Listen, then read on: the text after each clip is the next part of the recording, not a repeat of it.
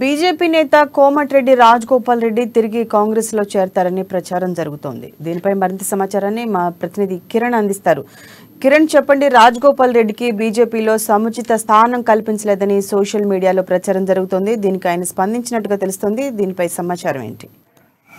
శిరీష, కర్ణాటక ఎన్నికల్లో కాంగ్రెస్ పార్టీ విజయం సాధించిన తర్వాత రాష్ట్ర రాజకీయాలతో పాటు ఇటు బీజేపీ శ్రేణులు కూడా ఒకంత ఆశ్చర్యానికి గురయ్యాయి. అయితే నల్గొండ జిల్లాకు చెందినటువంటి కోమటిరెడ్డి రాజగోపాల్ రెడ్డి కాంగ్రెస్ పార్టీ నుంచి మొన్న మునుగోడు ఉప ఎన్నిక బీజేపీ తరఫున పోటీ చేసి ఓడిపోవడం జరిగింది. అయితే నిన్నటి నుంచి సోషల్ మీడియాలో కోమటిరెడ్డి రాజగోపాల్ రెడ్డి తన సహచరులతోటి రహస్యంగా మీటింగ్ జరిపి తిరిగి కాంగ్రెస్ పార్టీలోకి చేరుతాడనే ప్రచారం సోషల్ మీడియాలో విస్తృతంగా ప్రచారం జరిగింది.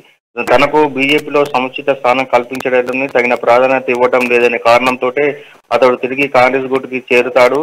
తన యొక్క ముఖ్య అనుచరులతో రహస్యంగా నిన్న మీటింగ్ జరిపాడంటూ కూడా సోషల్ మీడియాలో వార్తలు రావడంతో రాజగోపాల్ రెడ్డి యొక్క సోషల్ మీడియాలో వచ్చిన వార్తలపైన తిరిగి ఖండించడం జరిగింది. తాను పార్టీ మారబోనని, తాను బీజేపీలోనే ఉంటానని, ఈ రోజు ఢిల్లీ ప్రజలతో మాట్లాడేందుకు ఢిల్లీ కూడా వెళ్తున్నానని చెప్పడంతో సోషల్ మీడియాలో వస్తున్న వార్తలను ఆయన ఖండించినట్టుగా చెప్పవచ్చు. మొత్తానికి కర్ణాటకలో కాంగ్రెస్ పార్టీ విజయం సాధించిన తర్వాత కొంతమంది నాయకులు తిరిగి కాంగ్రెస్ గూటికి చేరుతున్నారనే ప్రచారం మాత్రం విస్తృతంగా జరుగుతుంది.